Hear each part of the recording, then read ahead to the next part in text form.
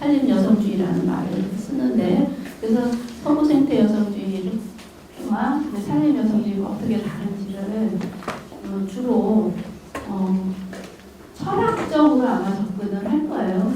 이것은 굉장히 에코페미니즘 혹은 에콜로지라고 굉장히 거대한 우상이에요. 그 안에서 굉장히 다양한 정치, 경제, 문화, 예술 다 새로운 파라다임, 새로운 철학이죠. 세계관이기 때문에 굉장히 다양하게 뭐 생태 예술이라는 말도 쓸 수 있고 얼마든지 다양하게 나가기 때문에 큰 우산이라고 보시면 이해하시면 되거든요. 그래서 넘나들면서 제가 강의를 할 것 같습니다. 우선 이제 서구 생태 여성주의의 출현은 보면 제가 어떻게 서구 생태 여성주의에 관심을 갖게 되냐면 저는 저 같은 경우는 현실 사회주의가 붕괴하면서 90년대 초반이죠. 우리가 학생 때 저는 학부에서 사회학을 했거든요. 그때는 다 사실 좀 공부 좀 한 학생들은 다 막시스트였어요. 그래서 너무너무 열심히 그것도 영어와 일어로 막스의 저작을 다 보고 이제 이렇게 공부를 다 했는데 그래서 이념적으로 다 소셜리스트였죠. 그랬는데 90년대 초반이 되면 현실 사회주의가 무너져요. 그죠? 네, 무너지고 제가 결정적으로 이거 사회주의가 문제가 있다라고 이제 사회주의를 넘어서야 된다라고 느꼈던 거는 패황별이라는 영화예요. 그러니까 문화가 훨씬 앞서갑니다. 한 세기 이상, 반세기, 한 세기를 앞서가는 것 같아요. 문화인들의 감수성이 굉장히 빠르죠. 시대 변화를 했는데. 패왕별이를 보신 분들은 맨 끝장면이 뭐냐면 이제 그 막 혁명의 와중에서 그 주인공 배우와 남자 배우와 그 매매춘을 하던 여성이 결혼을 하거든요.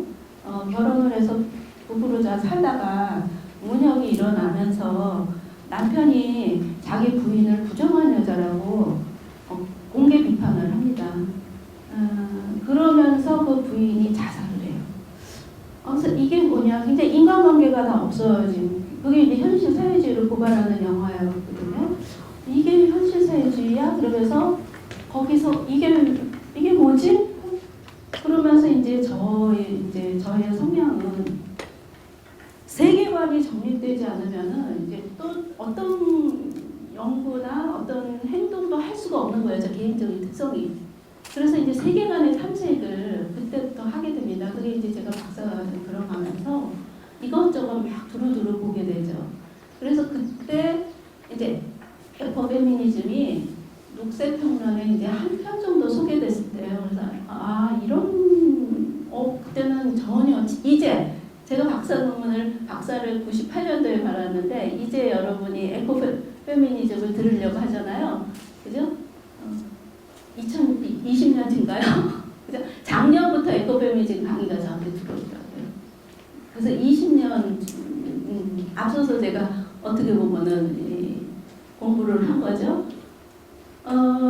그래서 이런 게 있네 그러면서 이제 그때는 에코페미니즘 번역된 책도 없었어요. 그래서 다 이제 원서로 보면서 그 다음에 이제 철학과 가서 수업을 막 들었어요.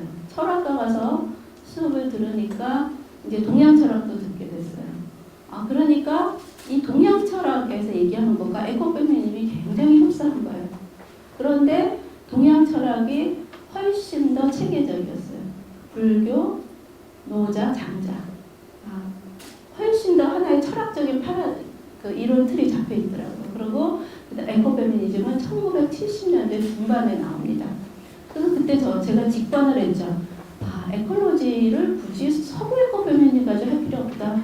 우리한테 이렇게 오래된, 그죠? 불교 같은 거는 부처님이 기원전 2000 몇백 년 전에 이미 틀이 잡혔잖아요. 그죠?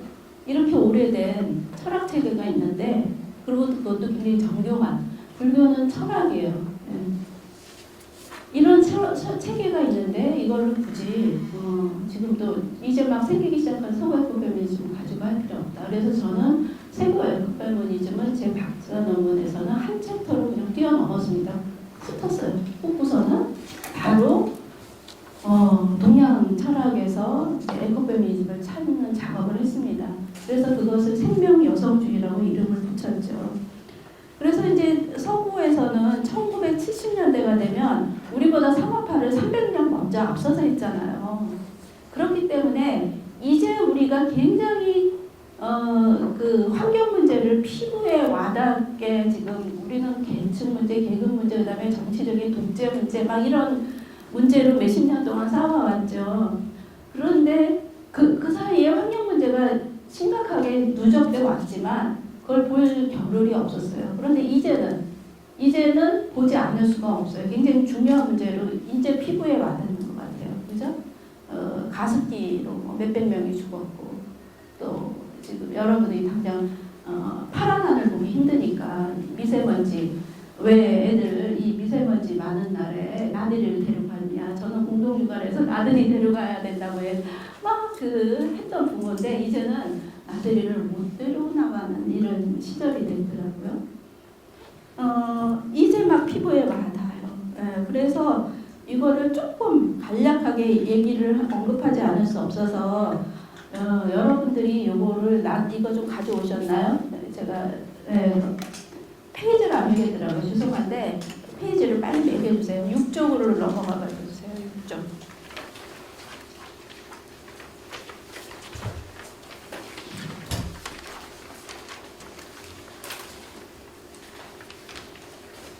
육쪽으로 가면 제가 이제 지금 현재 우리 사회에서 느끼는 환경 문제의 중요한 환경 문제를 약간은 그래도 짚고 넘어가야 될 것 같아서 정리를 했습니다.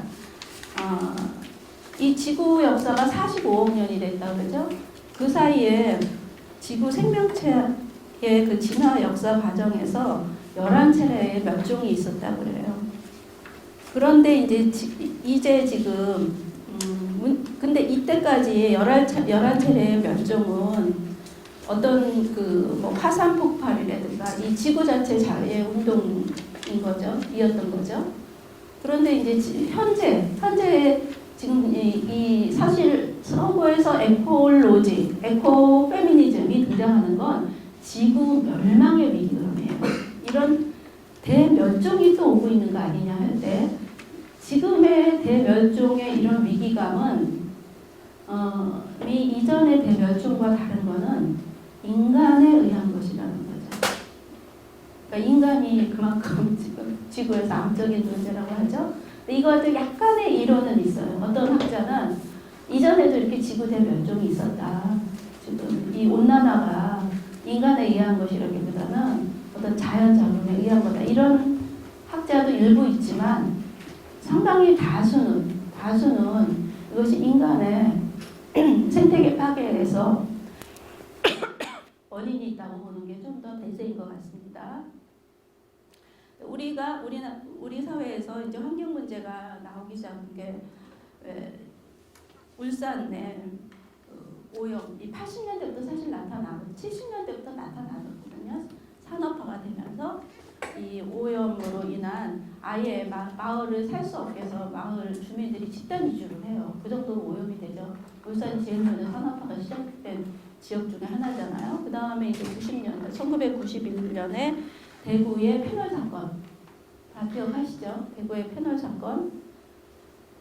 그래서 이제 그 많은 낙태를 하게 된 거, 기형아 출산, 그다음에 반신불수 뭐 이런 사례들이 있다고 하는 이런 것들. 그 다음에 이제 또 많이 신문지상을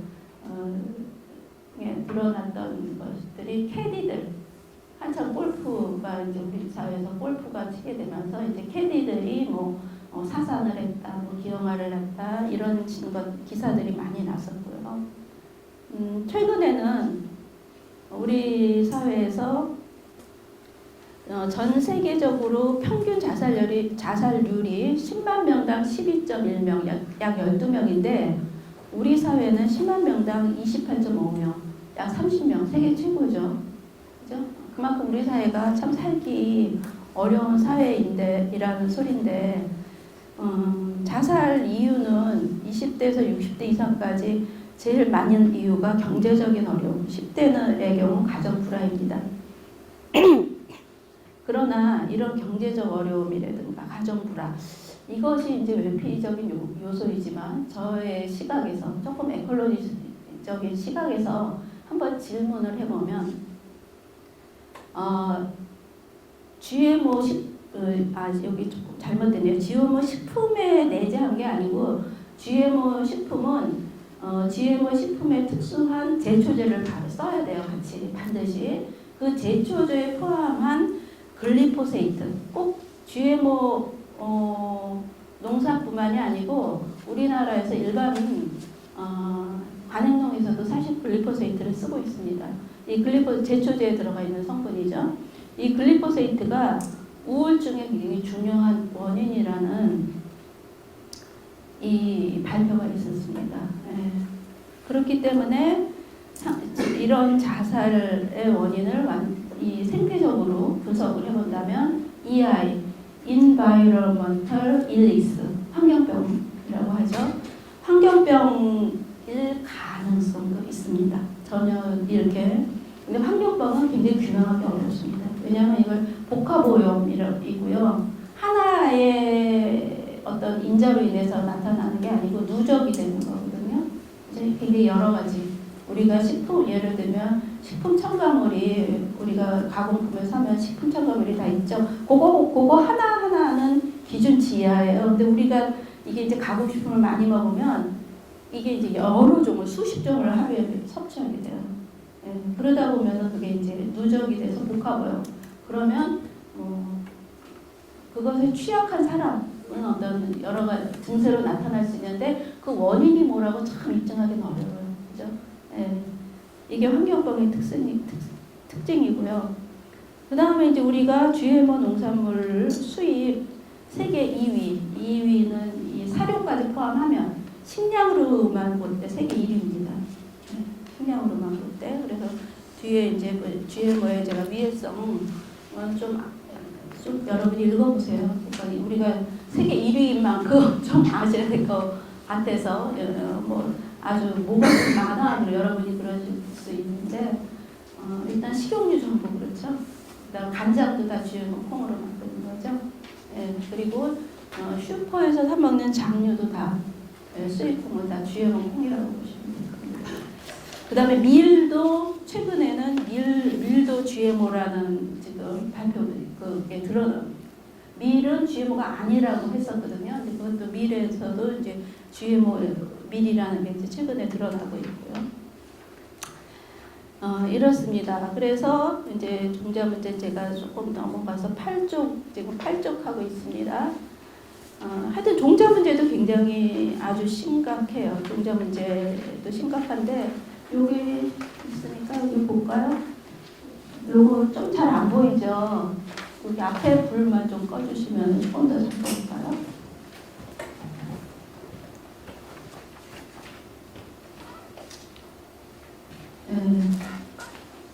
이게 지금 한국 종자 협회 표인데 보면은 지금 총 수입, 그러니까 순수입과 해외 체종이라는 건 그러니까 우리가 아마 우리나라 씨앗 회사들이 우리나라에서 채종을 하는 게 아니고 해외에 나가서 채종을 한다는 소리로 이해돼요.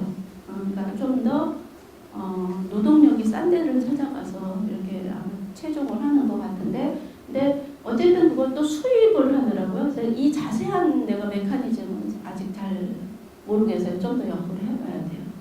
그런데 어쨌든 총 수입액이 지금 단위가 $1,000거든요. 그죠? $1,000니까 약 6,200만 달러죠. 6,200만 달러면 이게 우리 돈으로 내가 곱하기 1,100을 해봤거든요. 그러니까 약 680억. 채소 종자만 보세요. 우리가 다 먹는 거. 고추, 당고추, 당근, 무, 배추, 브로콜리, 상추, 수박, 시금치, 양배추, 양파, 오이, 참외, 토마토, 파, 호박. 다 우리가 아주 익히 일상적으로 먹는 것들이죠. 다 수입이에요. 다 수입이고 1년에 680억. 이면 그냥 국가부지 아닌가요? 그죠?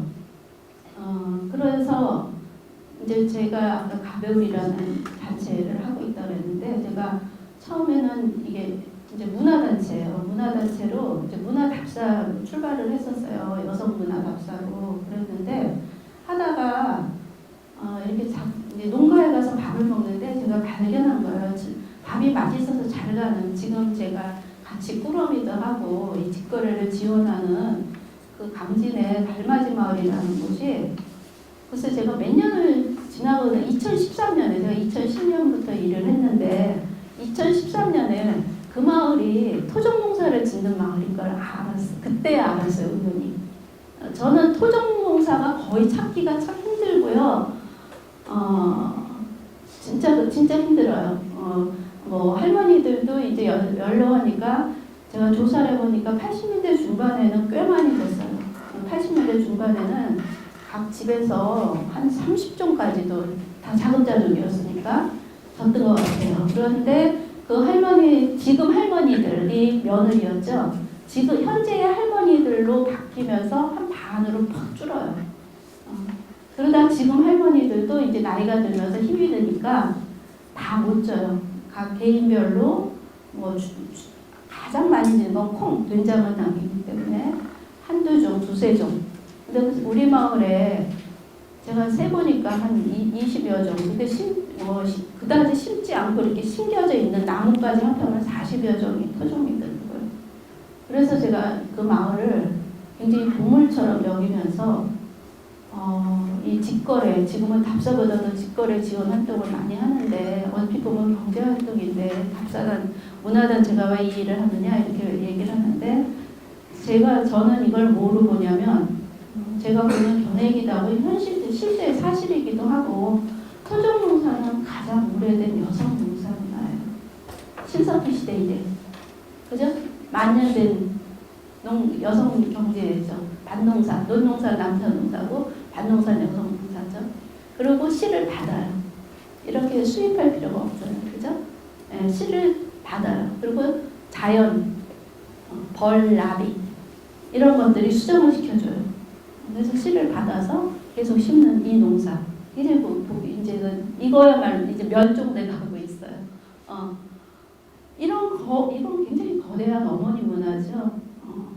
그래서 참 안타까운 마음에, 그래서 저희 가벼울 블로그에 가보면 제가 얼마 전에 이 토종 살리기 정책안을 만들어 가지고 주요 지금 대선 이쪽 두 당, 민주당과 국민의당이 다 줬어요. 다 줬고 발화하고, 그리고 이제 여러 농민 단체들이 농업 정책을 제안을 했는데 거기다 줬어요. 줬는데 달랑 한 줄 나왔더라고요. 직불제, 토종농사 직불제. 지금 현재 직불제라는 것이 논농사에 많이 가고 밭농사에 적게 가고 있거든요. 사실 논농사는 기계화가 돼서 훨씬 쉬워요. 밭농사는 기계화가 힘들고 할머니 농사예요. 여성 농사예요. 그거는 상대적으로 직불금이 낮아요. 그래서 밭농사 직불금은 논농사 직불금만큼 끌어올리는 것도 필요하고, 거기에 어쨌든 토종 직불제가 한 줄 들어갔어요. 한 줄. 그만큼 농민운동, 농업 정책을 제안하는 사람들한테도 외면당하고 이게 토종이에요. 왜? 국내 친환경 생산자는 모두 다 수입된 종자를 쓰고 있어요. 이것에 대해서 이거는 더 이상 질문거리가 안 돼요. 종자 수입을 하지 않으면 농사를 못 져요. 근데 왜 이거는 안 됩니까?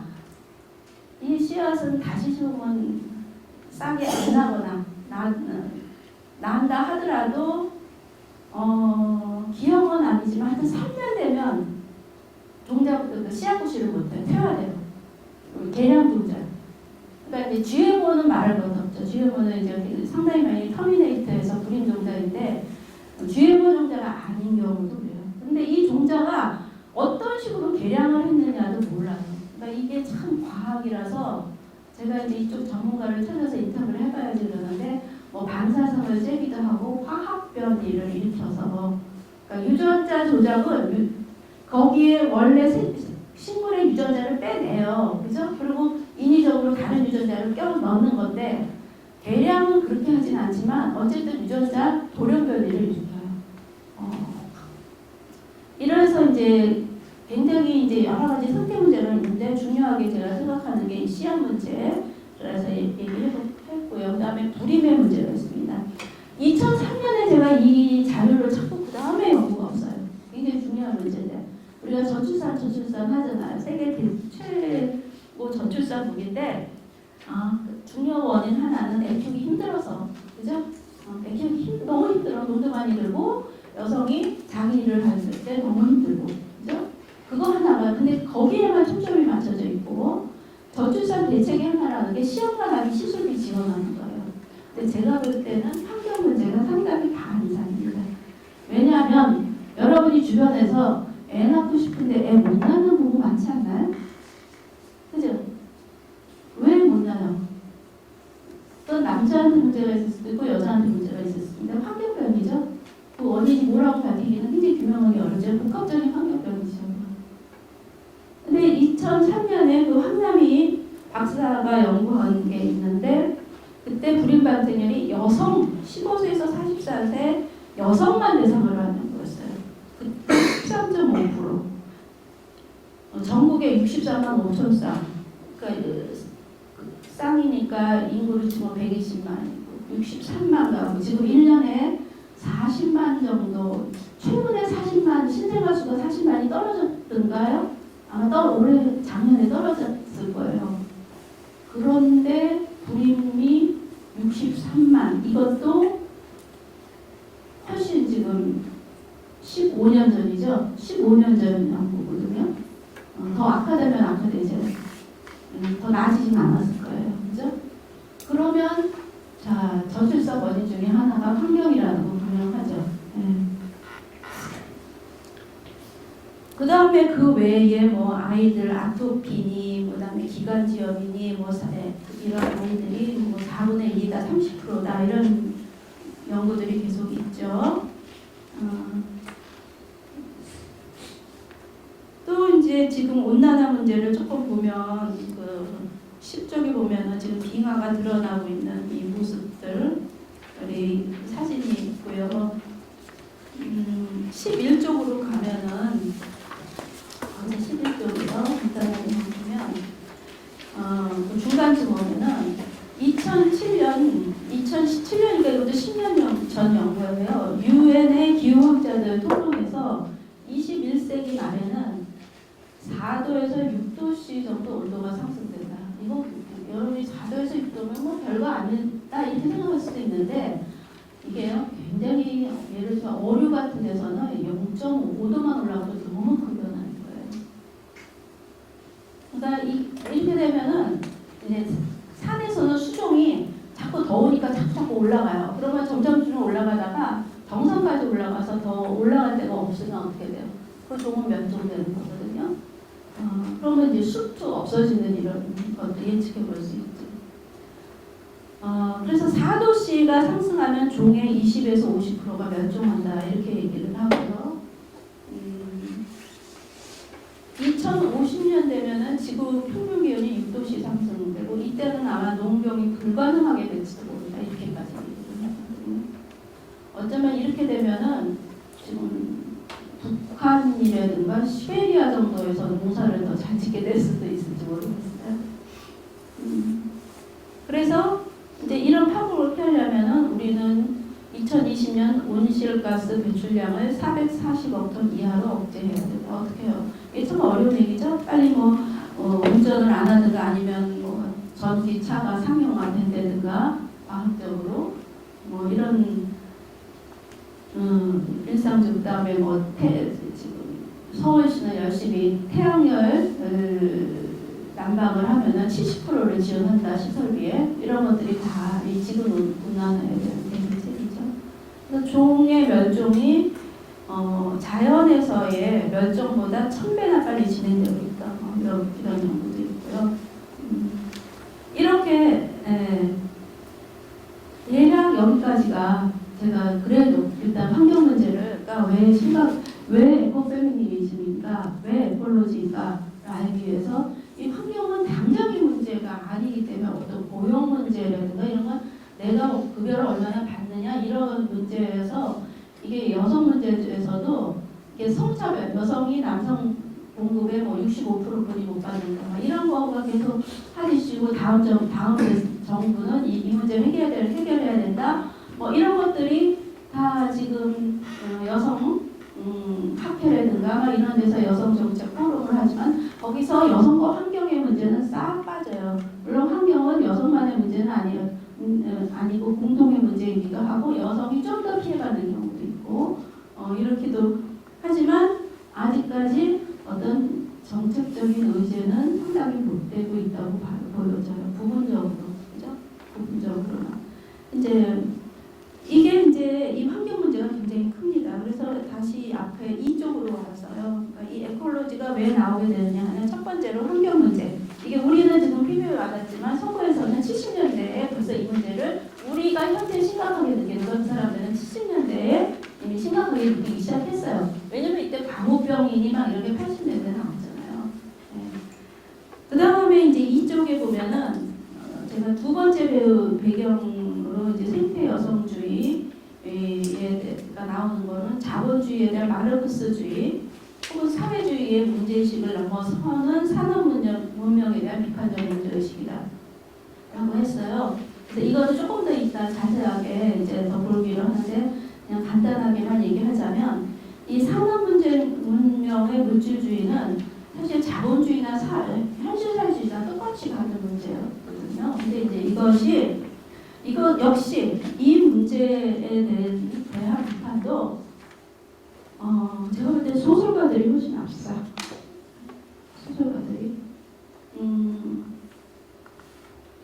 1932년에 올더스 학슬리라는 사람의 멋진 신세계라는 소설이 나와요. 멋진 신세계 한번 읽어볼만 해요. 그걸 읽으면 현재 이 사람이 어떤 밥보다는 알약 같은 거를 먹고 기분 조절을 알약으로 하고 이러는데 지금 현재가 굉장히 이 멋진 신세계, 학슬리가 말한 멋진 신세계다라는 생각이 들어요. 예. 왜냐하면 의외로 우울증 환자가 너무 많아서 이 신경안정제를 먹는 사람들이 서로 말은 안 하죠. 회사원, 학생들 굉장히 많더라고요. 예. 이걸 약으로 조절하면서 살아가는 사람들이 의외로 굉장히 많고요. 멋진 신세계에서 이제 인간이 다 이렇게 약으로 조절하면서 사는 이게 1932년에 올더스 학슬리의 멋진 신세계라는 작품, 그 물질 문명에 대한 비판이 나오고요. 그 다음에 이제 1945년 조지 오웰의 동물농장, 스탈린주의에 대한 비판이죠. 우리 현실사회주의가 문제되기 시작한 게 제가 1990년이었는데 이 사람은 45년에 바로 스탈리니즘이 나왔을 때 바로 이거는 스탈리니즘은 이건 태생적으로 본질적으로 문제다라는 걸 바로 앞에서 그래서 동물농장이라는 그 동물세계 우화로 스탈리니즘을 비판을 하잖아요. 그죠? 그 다음에 한강의 채식주의자 혹시 읽어보신 분들 2007년에 나왔더라고요. 근데 그 맨 부커상은 작년에 받았어요. 이것도 10년 만에. 근데 맨 부커상을 못 받았으면 아마 주목 못 받았을 거예요. 그죠? 외국에서 조명을 우리 옆에서 보면 이런 건 참 많아요. 예. 그러니까 이제 이 소설은 이제 정말 우리가 먹는 일상 저는 그렇게 봐요. 여러 가지 메시지가 있는데 굉장히 중요하게 받아들인 메시지 중에 하나는 지금의 우리의 육신문화라는 것이 얼마나 그로테스크한가 이걸 굉장히 잘 보여주고 있죠. 그런데 얼마나 우리가 기계스러운 사람들인가. 예. 그런데 2010년 만에 이제 이 맨 부커상을 받음으로써 주목을 받았던 거죠. 이 나오고 있고. 예, 그리고 이제 생태여성주의가 출현하게 되는 세 번째 배경으로는 생태주의의 남성 중심성이 있습니다. 그러니까 그냥 생태주의면 되는데 왜 또 생태여성주의냐? 에콜로지면 되는데 왜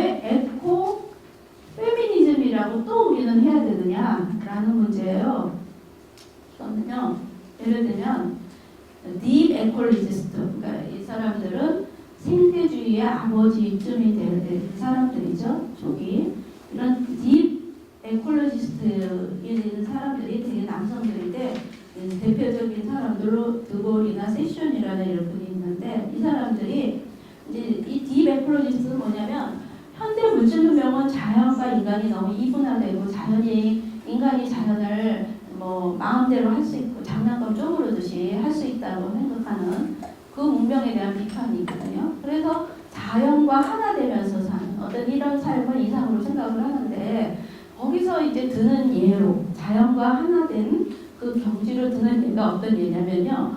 낚시를 할 때 생선이 물고기가 낚시 그 찌를 물었을 때 그 짜릿한 쾌감 뭐 이런 걸 얘기하는 거예요. 그런 것들 사냥을 할 때의 그 어떤 희열 내가 화살을 쐈을 때 딱 맞췄을 때의 쾌감 이거는 여성의 눈으로 볼 때 사실은 뭐예요? 죽임이죠? 그죠? 이게 뭐야? 여성들이 이 글을 보면서 이건 죽임인데 그죠? 그러면서 이거를 자연과 동일시라고 해? 그 다음에 이제 이건 또 하나 이제 예를 들자면 이제 이건 제가 찾아낸 건데 슈머거라고 작은 것이 아름답다라고 역시 생태학의 아버지 굉장히 유명하신 분이에요. 작은 것이 아름답다가 아마 60년대 나왔을까? 그런 생태학의 고전인 책이고 지금도 많이 읽혀지는 책입니다. 근데 그 책의 번역본을 제가 봤는데 거기에서 아이를 둔 여자들은 공장에 나와서 일하는 것보다는 집에서 아이를 기르는 것이 더 가치 있는 일이다 이런 문구가 나와요. 이게 무슨 소리야? 이게 생태주의야? 해서 제가 그래서 제가 원문을 찾아봤어요. 베이비라면 제가 이해하려고 했어요.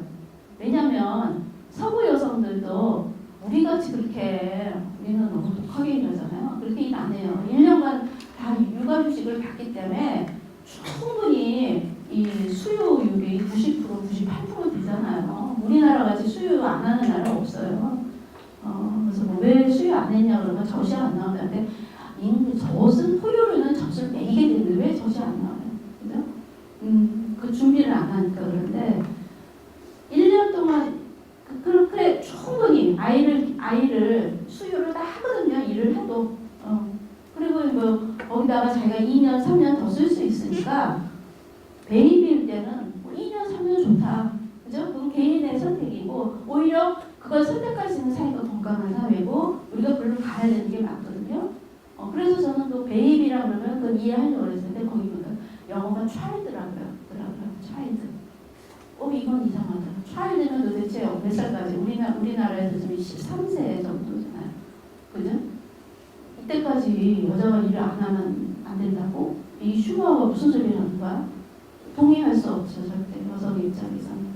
그죠? 그러면 왜 남자들은 왜 이럴까?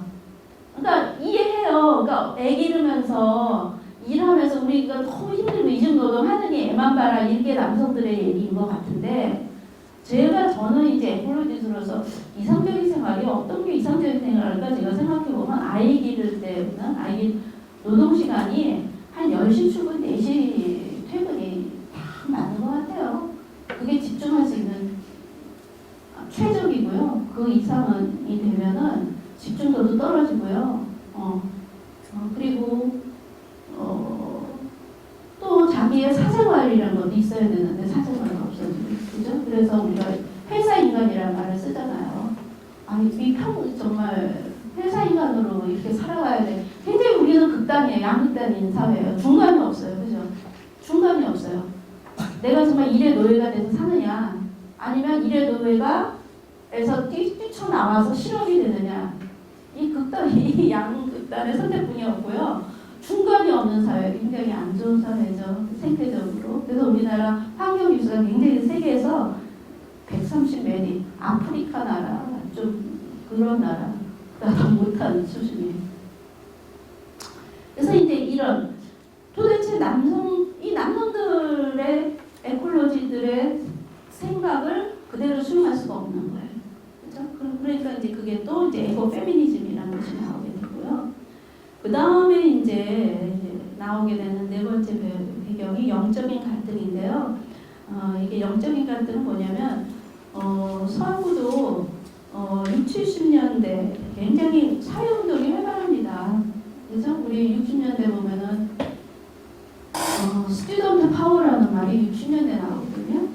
그때가 되면 뭐냐면 경제는 굉장히 2차 세계대전이 끝나고 미국이 굉장히 세계 경제적으로도 최강국이 되고 굉장히 호황을 누리는데 이렇게 호황이 될 때 호황이 되면은 이제 어른들은 이제 살만하다 이렇게 이제 느끼겠지만 그 호황의 수혜를 받은 좀 청년들은 좀 더 본질적인 질문을 하게 돼요.